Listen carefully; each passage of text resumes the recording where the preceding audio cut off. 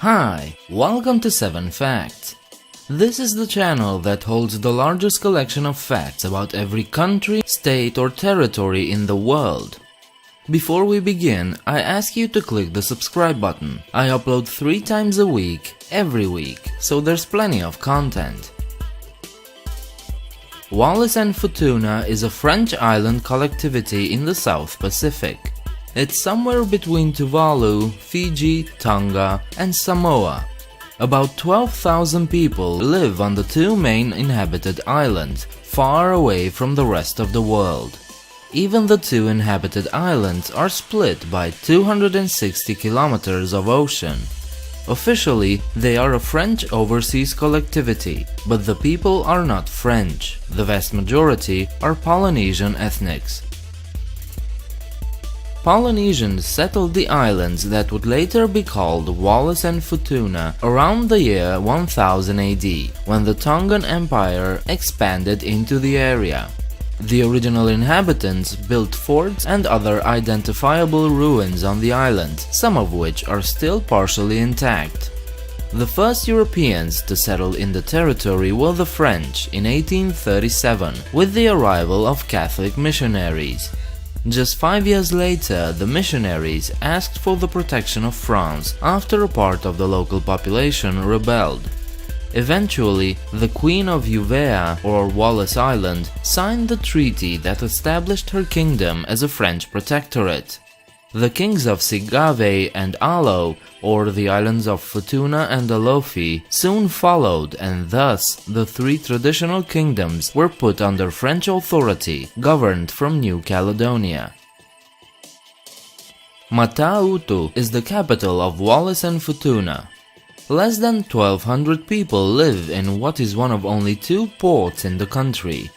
Naturally, this is the administrative center of the nation, and it has been so even before the arrival of Europeans. In medieval times, the Tongan invader waged war against the islanders and won.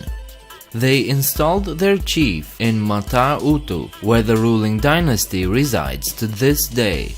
Mata-utu is a small capital, but it's not without its charm.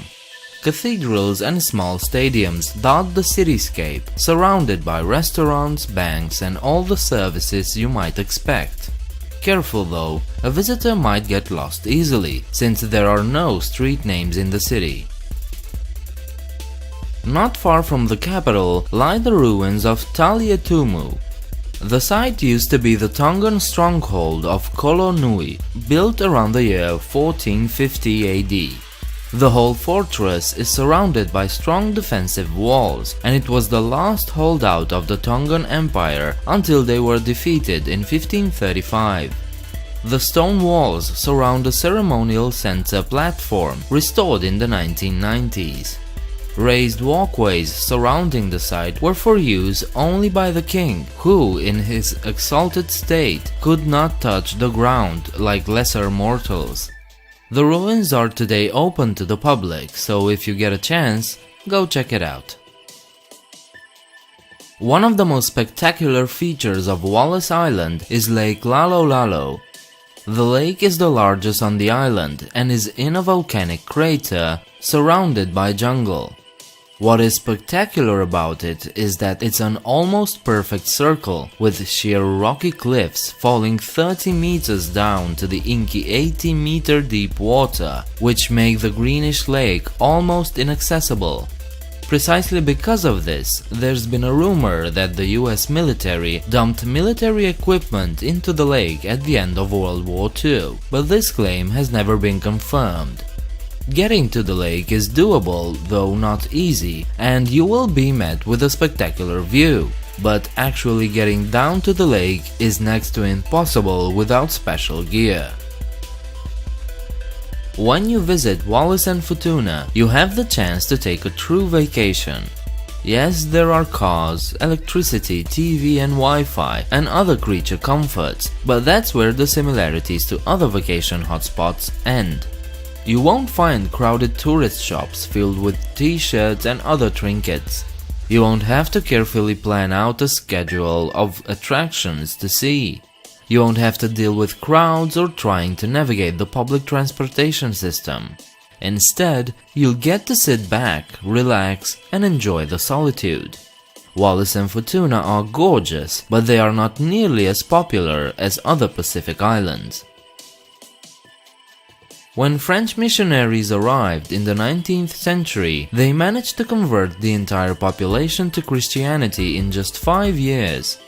During this period, these missionaries not only protected the islanders from the high-handedness of the Europeans, but they also made sure that enough churches are built everywhere. From the neo-Romanesque style mata-utu cathedral to the unusual lines and steeped tower of Basilica of St. Peter Chanel, churches on the island today are beautiful and unique. The islands also gave the first saint of Oceania, Peter Chanel. He was one of the missionaries on Futuna, who was murdered by the king's order, who was afraid that Christianity would undermine his authority as high priest and king. Ironically, his executioner, the king's son-in-law, later converted to Christianity too, and at the time of his death expressed the desire to be buried outside the church, so that those who came to revere Chanel would walk over his grave to reach it. These were 7 facts about Wallis and Futuna. If you enjoyed the video, please leave a like and subscribe. Share your thoughts downstairs in the comment section, and afterwards check me out on Facebook and Twitter. A good way to offer more support to this channel is through Patreon, link in the description. I hope to see you next time. Bye.